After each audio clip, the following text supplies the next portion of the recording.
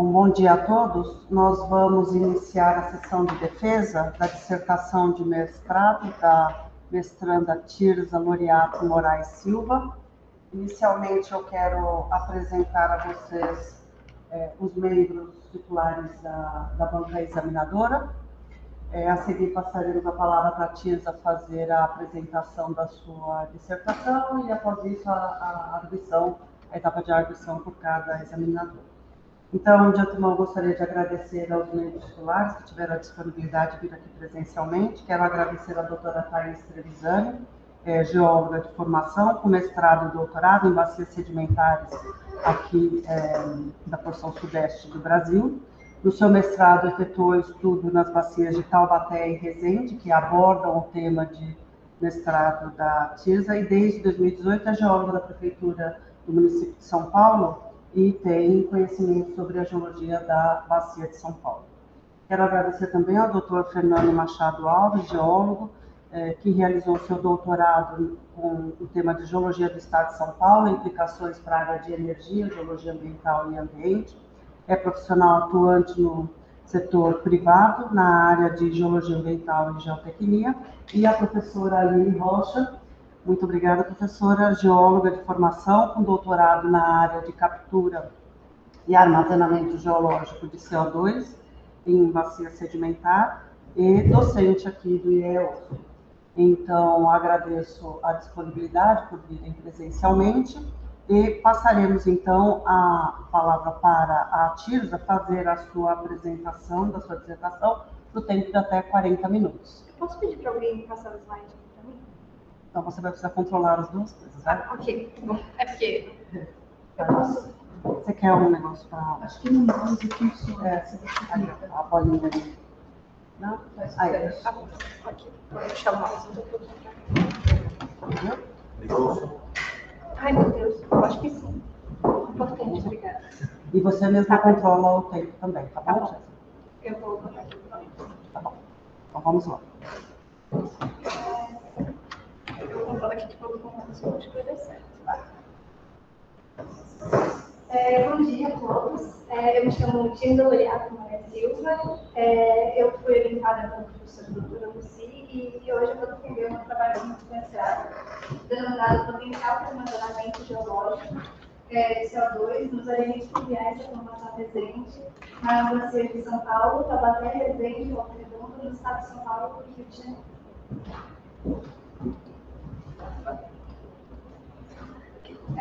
Seguindo o sumário, iniciarei com a apresentação do tema, seguindo para materiais elétricos, revisão bibliográfica, resultados, discussão, conclusão e as bibliografias mais relevantes para o estudo.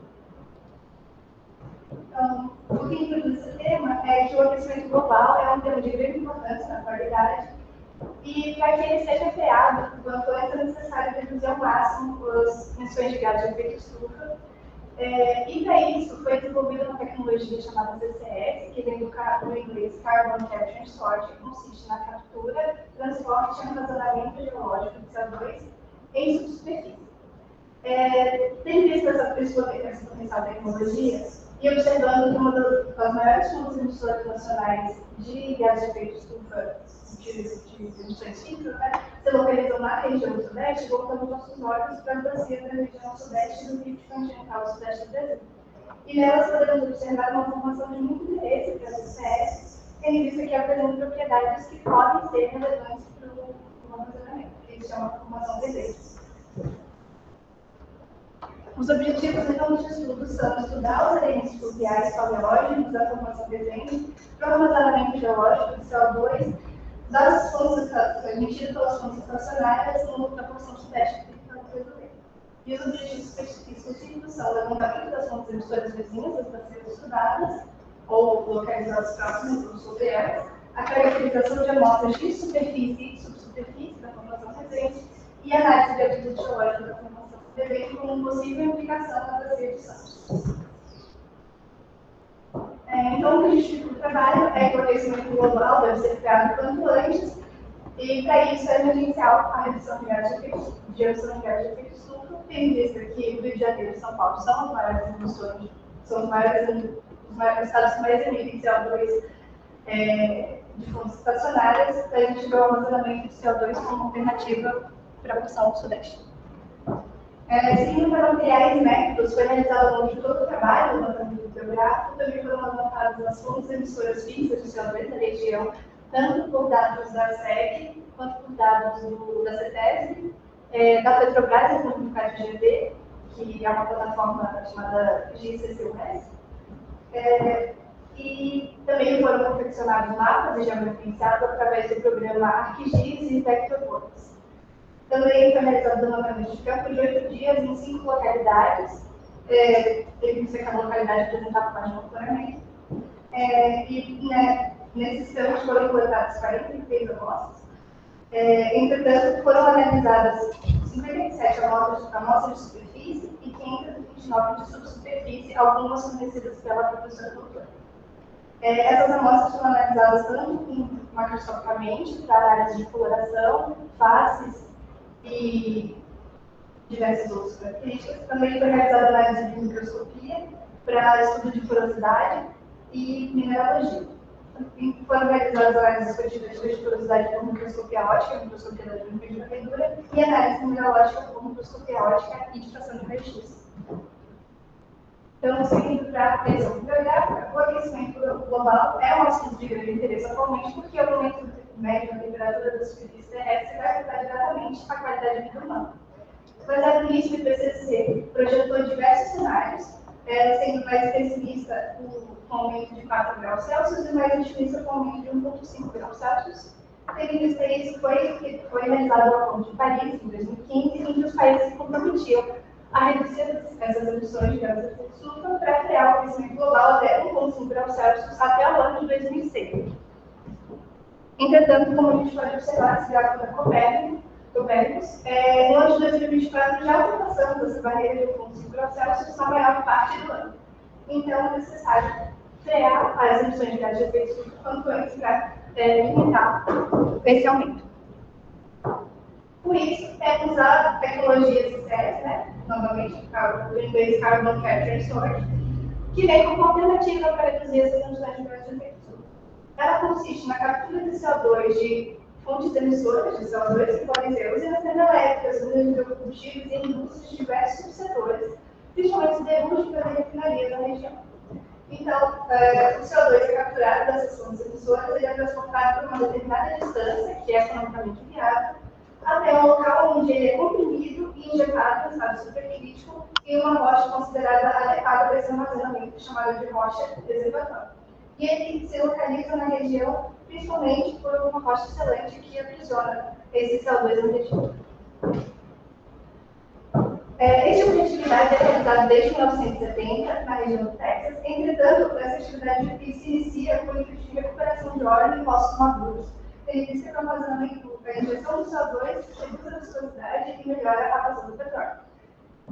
Mas no ano de 1996, a Noruega realizou o primeiro projeto sem aquisição de recuperação de óleo em aquíferos salinos, e esse caso é muito importante porque ele é usado até hoje como balizamento para segurança. Ao longo dos anos foram realizados diversos estudos, analisando os diversos critérios que são favoráveis e desfavoráveis de armazenamento de CO2. O principal autor desse tema é o Bachou, e baseado nos dados de Bachou foi realizada essa tabela que compara os critérios. Né? Então, eu vou apenas citar os melhores cenários, né? Depois, se vocês quiserem olhar. Então, o melhor cenário para Bachou é uma bacia onde se encontra a rocha reservatória em onshore, de grande área de extensão, né? Com uma profundidade intermediária de 800 metros a 3.500 metros, tendo em vista a pressão que se encontra e a porosidade que se reduz ao longo da profundidade. Então, a profundidade limite seria 3.500 metros de profundidade. A bacia também realmente deve ser uma bacia muito estável, sem se distrair, o mínimo possível, né? Com o sistema de falhas limitado, uma bacia com geotermia fria, né, de 30 graus Celsius, com uma relação rocha reservatório selante adequada, né, também é ideal que apresente veios de carbono leitosos a uma profundidade rasa de 300 a 400 metros de profundidade. Também se apresente camadas de vaporito de longa extensão um potencial para hidrocarbonetos muito alto, tendo em vista que a presença de hidrocarbonetos indica que o CO2 pode se aprisionar na região. Também um poço maduro, que também, principalmente pelos projetos, né, de exploração de óleo, é favorável para esse tipo de atividade. Também o sistema de biogeologia regional de fluxo de longo alcance, um clima temperado e com fácil acessibilidade e extensa infraestrutura. Também é importante analisar a porosidade e a permeabilidade da rocha que vai receber esse CO2. Então, para Baixu, o ideal são rochas com porosidade de pelo menos 10%. E também é importante avaliar os tipos de porosidade presentes. Então, é importante avaliar se a porosidade é primária ou secundária. A primária sempre aqui ocorre ao longo da posição, e a secundária é aqui ocorre na diagênese, que se forma na diagênese, né? Também é necessário avaliar a porosidade intergranular e intergranular, sendo a intergranular a porosidade entre os grãos e a intergranular a porosidade dentro do grão, e também classificar a rocha por diâmetro de rocha. A permeabilidade, segundo o Baixu, idealmente deve ser de 20 milidarcy, tendo em vista que deve existir uma conectividade entre os polos. Uma vez que esse CO2 é injetado na rocha, ele deve se aprisionar. Então, existem diversos métodos de capeamento, que são o químico, o físico e o físico-químico, e dentro desses métodos existem os mecanismos de retenção, que são o de solubilidade iônica, a dissolução e mineralização, no caso químico, e no caso físico, são estático, residual, capilar e sortivo, e no físico químico, o hidrodinâmico. O mais comum deles é o estático, tendo em vista os projetos de liberação de óleo, que é onde geralmente se encontram os hidrocarbonetos convencionais. E o mais seguro é a mineralização, onde o CO2 injetado interage com cátions bivalentes, como cálcio, magnésio, zinco e ferro, gerando um mineral, o que é muito estável e tem quase zero risco de vazamento. Então, aqui a gente tem um exemplo de interação com cátions de cálcio. Então, o CaOH aquoso interage com o CO2, gerando calcita e água. E, geralmente, nos projetos de CCS, se utiliza mais de um método de tratamento para que seja mais seguro o empreendimento. Então, nos processos físicos, nós temos uma armadilha estrutural. Aqui, em Caproc, a gente identifica uma rocha excelente.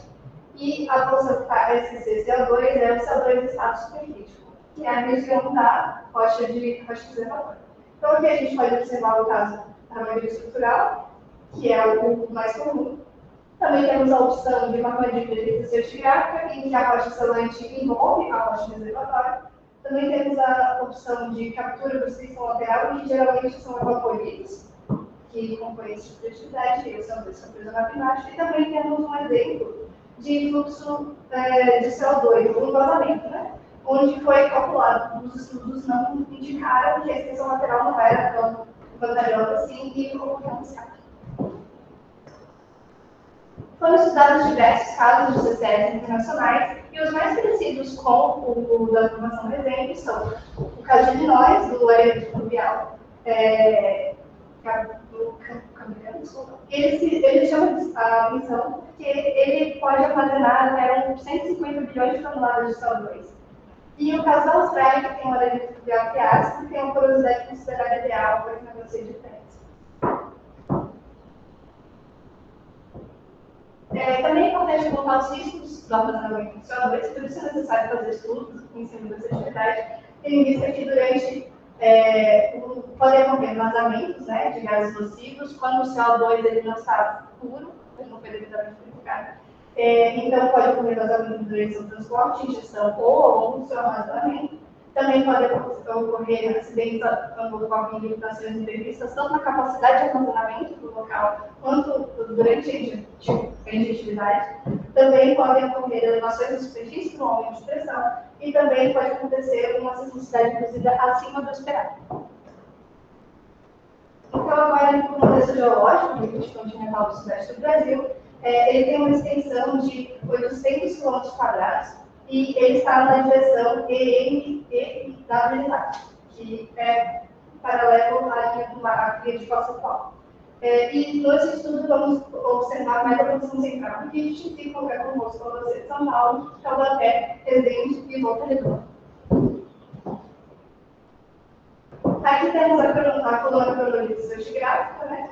E aqui a gente pode observar os depósitos de maior interesse para esse estudo, que são a formação de Resende, Tremembé e São Paulo, para quem tem sobre o total da Terra, todos os no Paleógeno, e o terreno de Alcanídeo, que é interessante porque ele pode alterar um pouco a curiosidade. E também temos os depósitos do Neógeno, que são a formação da Capicetuba e Pindamonhangaba. Aqui a gente pode observar o mapa das três bacias, mapa geológico. Em amarelo se indicam os depósitos quaternários, em rosa a formação Pindamonhangaba, entendeu? Que é a Capicetuba. Em marrom a formação, acho que é. Nossa, não sei chegar.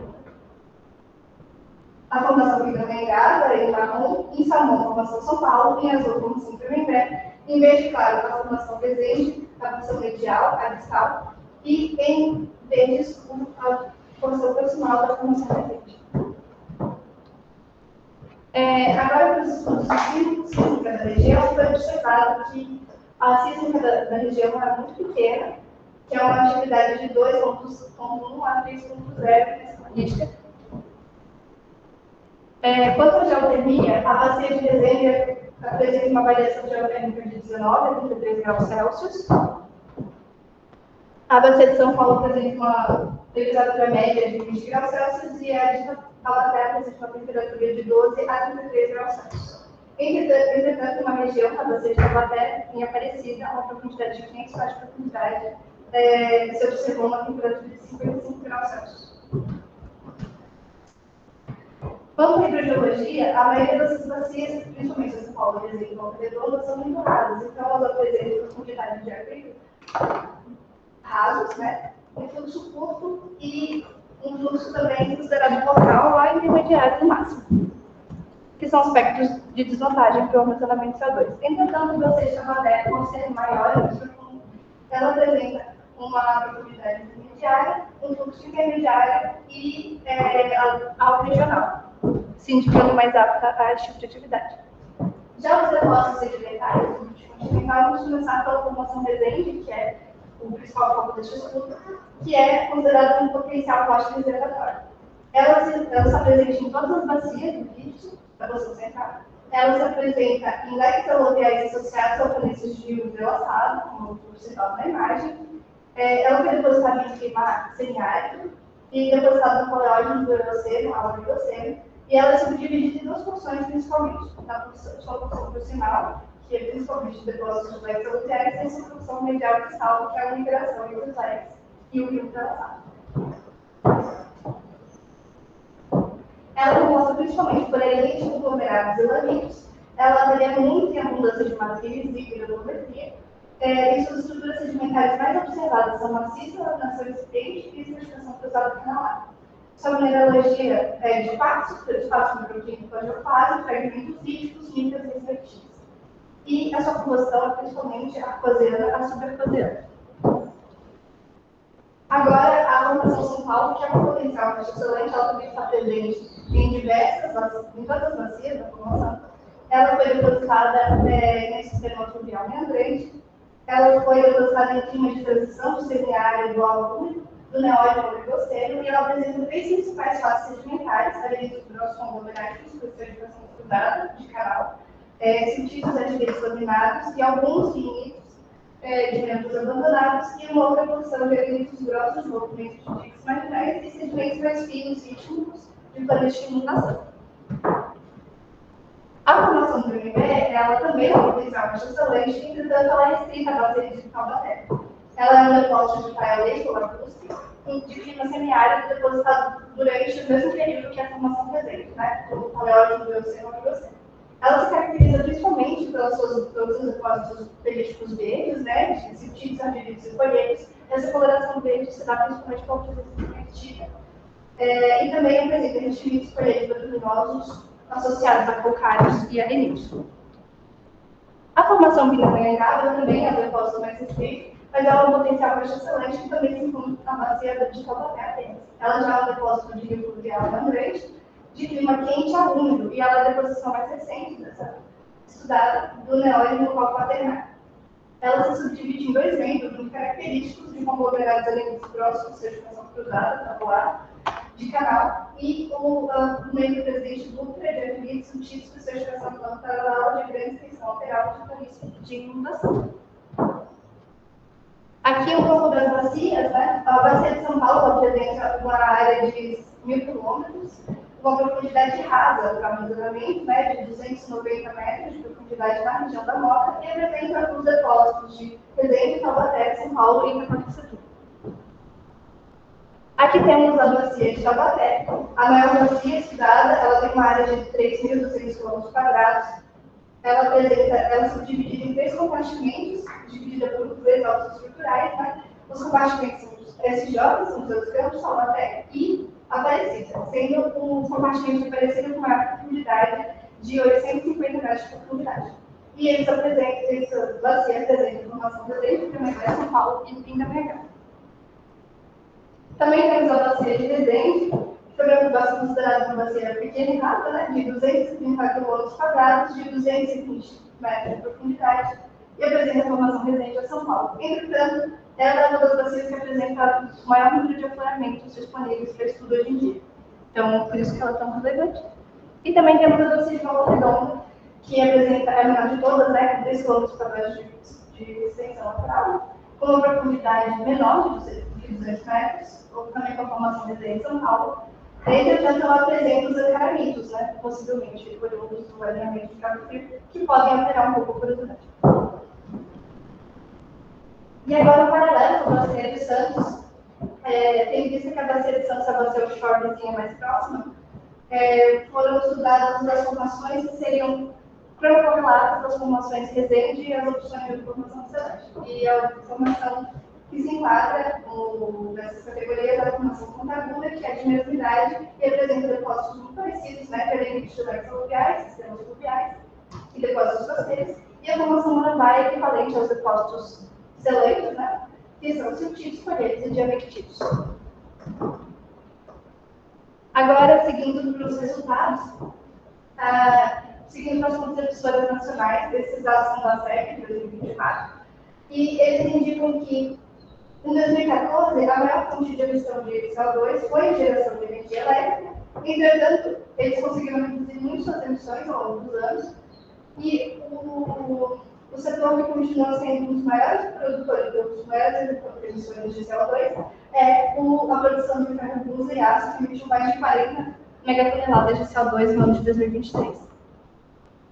Aqui, aplicando mais os dados e dados da CETES, emissão de São Paulo, a gente pode observar que a maior emissão do estado é pelas refinarias, né, com 9 toneladas de CO2 emitidos só no ano de 2024, e as cimenteiras e químicas ficam logo atrás.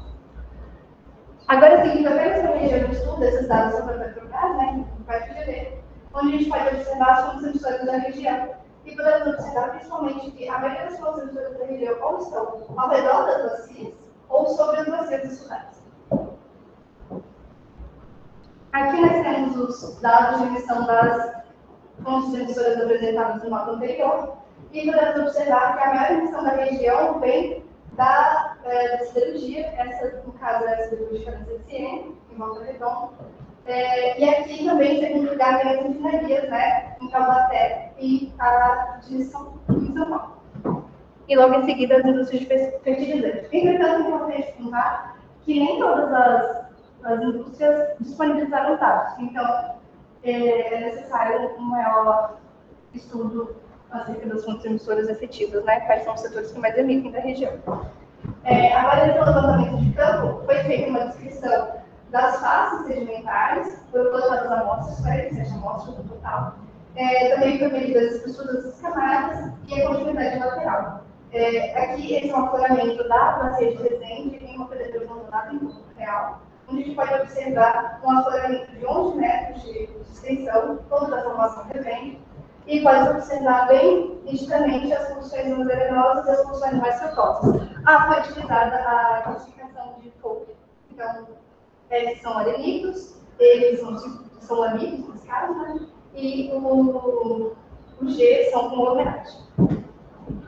Aqui são as amostras coletadas na imagem estava indicado na imagem anterior, então podemos observar uma presença de arenitos lamosos em SM, arenitos lamosos e conglomeráticos, ciclamitos, arenito siltoso conglomerado, arenito siltoso, arenito lamoso e arenito lamoso. Aqui, outra imagem da mesma pedreira, mas outro floramento, onde foi possível observar as estruturas maciças nessa camada, na camada N, e de laminação incipiente na camada denominada SG-SI. Aqui são as amostras colocadas no local de um arenito lamoso, um arenito conglomerático, um lamito e um arenito lamoso. Aqui uma imagem da seção tipo da formação de dente na rodovia Dutra. Infelizmente, esse floramento não existe mais, mas é possível observar também bem caracterizadas as camadas das porções siltosas e as porções arenosas. Aqui é possível observar a estrutura maciça e estratificação cruzada a cada lado. E aqui as amostras coletadas no afloramento, que são arenitos lamosos, lamitos conglomeráticos, lamitos com presença de fósseis circulares em azul. Aqui, arenitos conglomeráticos, lamitos e conglomerados lamosos. Também foram estudados testemunhos da bacia de São Paulo para observar também a formação resenha em subsuperfície. Foram disponibilizados 21 testemunhos na cidade de São Paulo, com 529 amostras da formação resenha em subsuperfície, onde foi importante para a análise tanto de coloração predominante, tanto dos solos, que é predominância de vermelho ou marrom, quanto da formação de Resende e da formação Resende de São Paulo. Tendo em vista que existe muita preocupação na geotecnia dessa diferença das duas formações. Então, foi possível observar que a coloração predominante da formação São Paulo é o vermelho e o branco, e da formação Resende, o branco é acinzentado com tons esverdeados na elite. E também foi possível observar que a formação São Paulo tem depósitos mais finos e com menos fosfato, e a formação Resende apresenta bolsões arenosas, conglomeráticos com presença de fosfatos de granulação relevante. Aqui, outras amostras da formação Resende, como a gente pode observar, essa coloração acinzentada, esverdeada, são porções de arenito conglomerado. E aqui as porções mais finas da formação Resende, também com essa coloração branca, acinzentada e esverdeada. Também foram confeccionadas colunas estratigráficas dos testemunhos, que foram divididas em duas porções, uma porção leste-oeste, e a gente pode observar uma predominância da coloração cinza esverdeada, e da porção sul, onde podemos observar que predomina a coloração mais para o vermelho, mas sempre presente também as colorações da formação Resende de cinza. Também foram realizadas análises de RX com o intuito de observar a presença dos minerais que interagem com o CO2 uma vez que é armazenado. Então, os minerais que apresentam os cátions de interesse são a colopita, ligofase, calcita e esmertita do tipo monofluidonídeo. Então, aqui são os gráficos de faixa total de RX, e a gente aqui está apresentando os gráficos que chamaram mais atenção, tendo em vista a ausência de minas, aqui esse RET 08 com A2, que representa a maioria dos gráficos observados, e também uma grande quantidade de clorofase. Aqui se caracteriza pela grande presença de bicalcinita, aqui pela ausência de autofase, aqui pela grande presença de bicesmertita, e aqui pela presença tanto de esmertita quanto de calinita, que são dois minerais adequados para armazenamento. E estão circulados aqui e aqui as mitas que representam a flogopita, porque a flogopita se foi possível identificar pelos picos característicos. Então, em seguida, foram realizadas análises de RX em argila, na seção argila. Então, foi realizada a análise em argila natural, argila bifolada e calcinada, para observar melhor os picos de esmertita para confirmar sua presença. Então, foram obtidas das análises realizadas, uma das amostras apresentou os 4 minerais de interesse, e outras 6 amostras apresentaram pelo menos 3 minerais de interesse, todas na bacia de Resende. Também foi realizada uma microscopia óptica para análise tanto de mineralogia quanto de porosidade intergranular, e observação apenas da porosidade intergranular. Então, aqui a gente pode observar a presença de poros intergranulares, quartzo, fluorespato e esmectita. E aqui podemos observar que esse fluorespato se trata de um fluorespato proteína com um cálculo de porosidade de 23% da porosidade intergranular. Né? Aqui é possível observar a presença de componentes de fermento lítico. Aqui a presença de mica. E aqui a presença de poros intragranulares. Também foi realizada a análise de MED, onde se utilizou uma ferramenta chamada ImageJ para trabalhar essas imagens e poder assim calcular a porosidade através delas. Então, foi selecionada a área da imagem que queria ser estudada, foi feito solicitado que o programa formasse em pixels P pelas porções consideradas porosas, e depois foi solicitado que ele calculasse a porcentagem preta da imagem, calculando assim a porcentagem de efeito no mar de 2% neste caso. E também, dessa forma, foi possível analisar a porosidade intragranular, selecionando apenas a área de dentro do grão, e assim pedindo para que ele calculasse a porcentagem de pixels pretos, e gerando uma porosidade intragranular de 24%. Então, essa taxa de porosidade, em contrário, chama porosidade predominantemente intergranular, macroporosa, né? Então, muito forte. E na microscopia ótica se observou uma porosidade intergranular de 22%, em média, e tamanhos poros de 429 micrômetros. E com microscopia eletrônica de verdura foi observada uma porosidade intergranular de 15% em média e intergranular de 13,8% em média. Esses dados concordam em maioria com os autores prévios estudados, entretanto, eles indicaram uma porosidade majoritariamente intergranular, e nos estudos foi observado que se predominava a porosidade intergranular. E também, no dia de estudos, foi observada uma porosidade de variação em tamanho e porcentagem, então indica uma heterogeneidade da porosidade dos arenídeos da formação resente. Então, seguindo a discussão, foi feita uma avaliação comparativa regional em todas as bacias, e a bacia de Santos se apresenta uma bacia excelente para armazenamento, tanto que ocorreu o armazenamento no ano passado, de 12 milhões de toneladas, e foi considerado um sucesso. Então, os estudos indicam que, de fato, se comprovou. E agora, olhando as bacias do continental do Sudeste, a gente pode observar que toda a bacia de São Paulo, presente em Volta Redonda, apresenta características internas do armazenamento, tendo em vista que são muito raras e muito pequenas.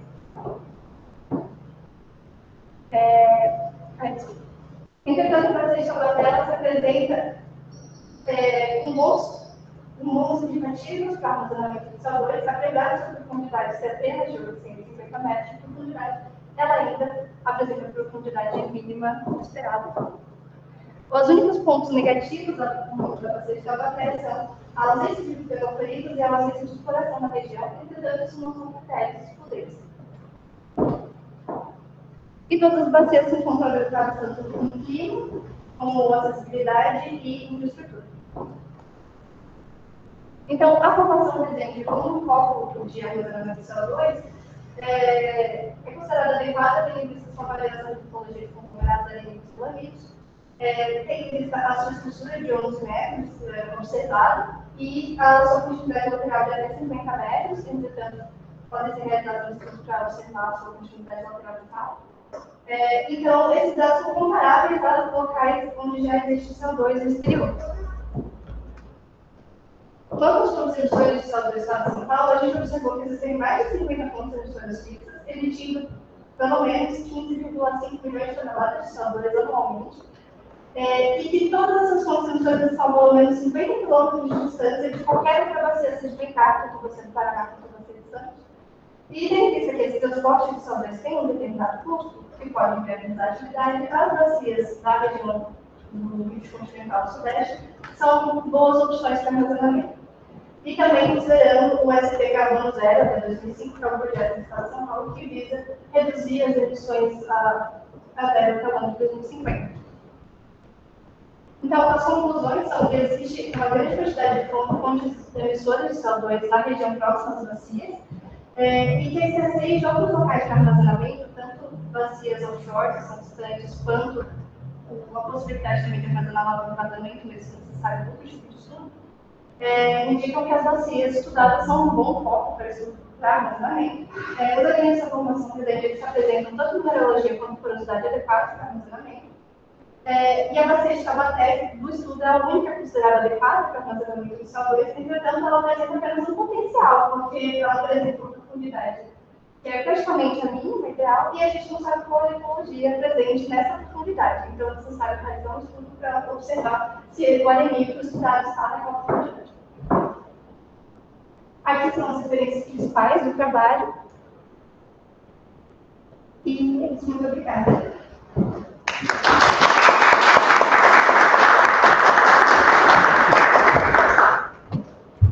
Agradeço. Também. Agradeço a Tirza pela apresentação e nós vamos passar a etapa de admissão. Normalmente nós fazemos os membros externos da banca primeiro e depois os internos, e também adotamos o critério que é o mais longe. Eu vou considerar a doutora Thais, que está na prefeitura um pouco mais longe que o doutor Fernando, que está aqui nas nossas vizinhanças. Bom, então, Tirza, a banca reunida, por unanimidade, professora, você é aprovada no seu mestrado. Nosso parabéns.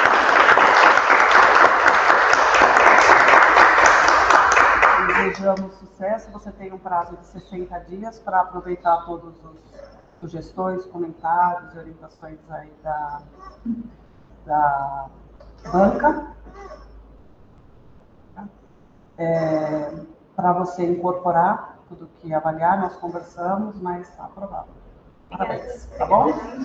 Sucesso, Tirza. Muito obrigada por vir. Agora eu vou pegar essa ata e levar lá em cima. Morrendo. Obrigada, gente. Obrigada. Esperamos vê-los aqui. Eu levo lá para a gente. Adriana.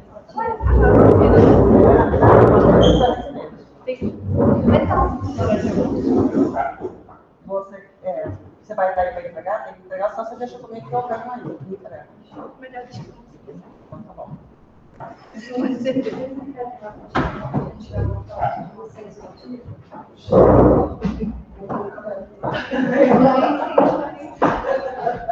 Vamos lá, vamos tirar um aqui. Se quiser pôr o título, se não for difícil. Deixa eu colocar aqui. Põe seu slide aí. Não sei.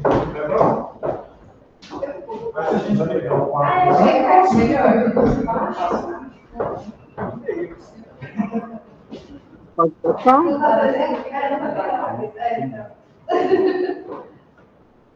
Eu vi. Ué? Como? Obrigada. Obrigada. Prazer de conhecê-la, criança. Agora que acabou a banca, eu posso depois eu vou.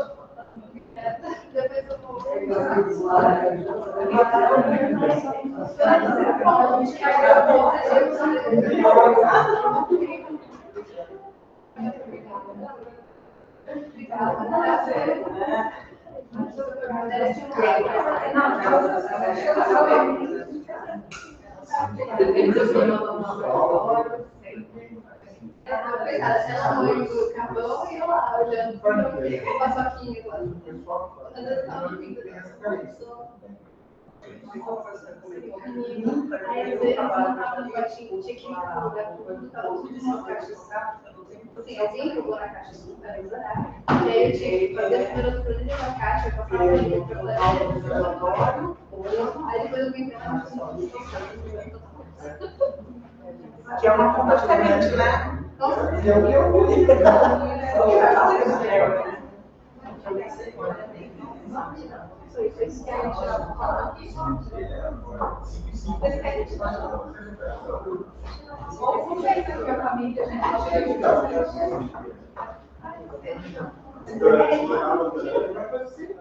Jura?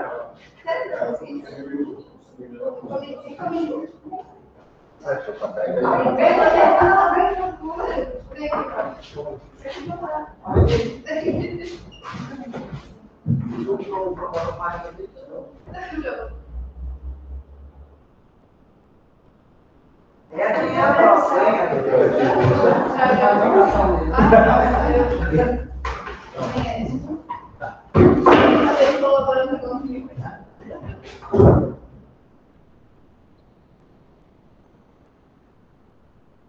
Obrigada. Obrigada.